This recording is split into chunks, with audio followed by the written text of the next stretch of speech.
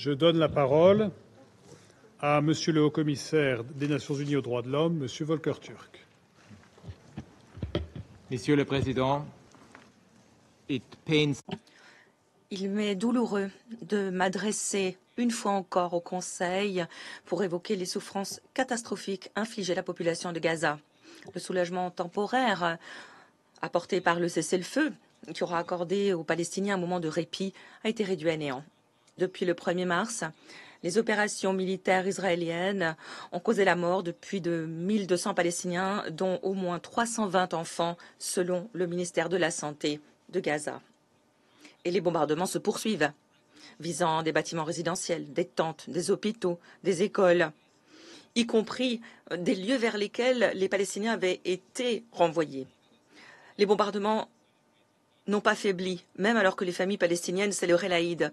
Je suis consternée par les récents assassinats de 15 membres du personnel médical et travailleurs humanitaires. Assassinats qui suscitent des préoccupations relativement à la commission de crimes de guerre par l'armée israélienne.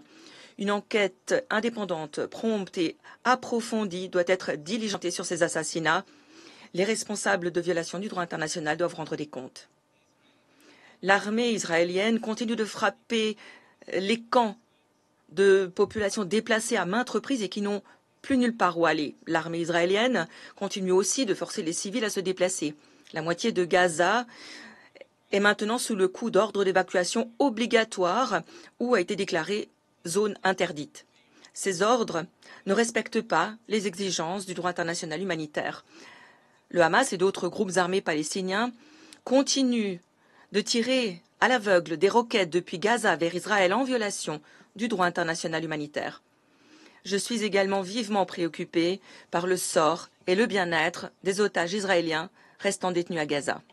Monsieur le Président, cela fait maintenant un mois qu'Israël bloque complètement l'entrée de toute aide humanitaire et denrées essentielles, y compris la nourriture, l'eau, l'électricité, le carburant et les médicaments, portant ainsi atteinte à toute la population de Gaza. Le blocus ainsi que le siège de Gaza constituent une forme de punition collective.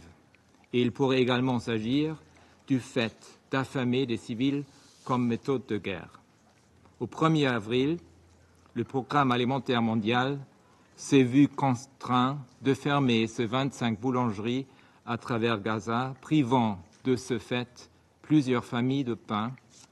Les tensions sociales résultent des privations alimentaires sont palpables.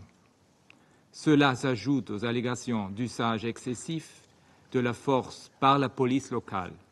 Comme avant le cessez-le-feu, l'ordre social s'effondre à nouveau sous nos yeux. Je suis alarmé par les déclarations inflammatoires de hauts responsables israéliens concernant le fait de saisir, diviser et contrôler les territoires de la bande de Gaza, ainsi que transférer les Palestiniens en dehors de Gaza. Tout cela suscite de graves inquiétudes quant à la commission de crimes internationaux et va à l'encontre du principe fondamental du droit international sur l'acquisition du territoire par la force. Dans la résolution 2735, adoptée en juin dernier, ce Conseil a rejeté toute tentative de changement démographique ou territorial dans la bande de Gaza, y compris tout acte visant à réduire le territoire de Gaza. Monsieur le Président, la situation en Cisjordanie, y compris à Jérusalem-Est, est également des plus alarmantes. Les opérations israéliennes dans le nord de la Cisjordanie ont entraîné la mort de centaines de personnes, détruit des camps de réfugiés tout entiers, de même que des sites médicaux de fortune et entraîné le déplacement de plus de 40 000 Palestiniens. L'annonce selon laquelle les résidents ne doivent pas rentrer dans leur foyer pendant une année suscite les plus vives préoccupations relativement au déplacement de masse à long terme. Depuis le 7 octobre 2023, mon bureau a vérifié que la violence étatique et des colons a entraîné la mort de 909 Palestiniens en Cisjordanie, dont 191 enfants et 5 personnes handicapées. Dans certains cas, il pourrait s'agir d'assassinats extrajudiciaires et d'homicides illicites. Sur la même période, 51 Israéliens, dont 15 femmes et 4 enfants, ont été tués dans le cadre d'attaques imputables à des Palestiniens ou dans le cadre d'affrontements armés, 33 en Cisjordanie, 18 en Israël. L'expansion des colonies de peuplement illicites se poursuit sans relâche. Certains ministres israéliens prônent la souveraineté israélienne sur le territoire occupé.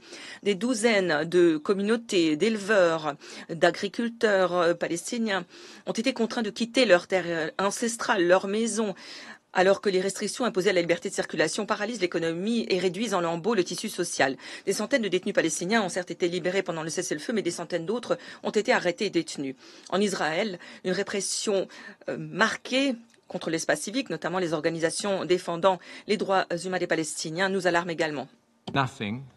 Monsieur le Président, rien ne saurait justifier les attaques abominables commises contre les communautés israéliennes le 7 octobre 2023. Rien ne saurait justifier le châtiment collectif infligé au peuple palestinien. Selon le ministère de la Santé palestinien, les opérations militaires israéliennes depuis le 7 octobre 2023 ont entraîné la mort de plus de 50 400 Palestiniens à Gaza et en ont blessé plus de 114 000 autres. J'exhorte le rétablissement immédiat du cessez-le-feu et un accès humanitaire sans entrave dans tout Gaza. Une fois encore, il existe un risque élevé, toujours plus grand, de commission de crimes atroces dans le territoire palestinien occupé. En vertu des conventions de Genève, les États ont l'obligation d'agir en cas de violation grave du droit international humanitaire. En vertu de la Convention sur la prévention et la répression du crime de génocide, les États parties ont la responsabilité d'agir pour empêcher ces crimes lorsque les risques apparaissent patents. J'exhorte ceux qui ont une influence sur les parties à veiller à assurer la protection des civils. Il s'agit d'une priorité absolue. Il est essentiel que les auteurs de ces violations du droit international et du droit international humanitaire et du droit international des droits de l'homme répondent pleinement de leurs actes. Tous les otages doivent être libérés immédiatement et sans condition. Tous les détenus de manière arbitraire doivent également être libérés. Israël doit s'abstenir de tout acte constitutif de transfert de population de Gaza par la force. Les 18 derniers mois de violence nous l'ont montré de manière un peu plus claire. Il n'y a pas de solution militaire à cette crise.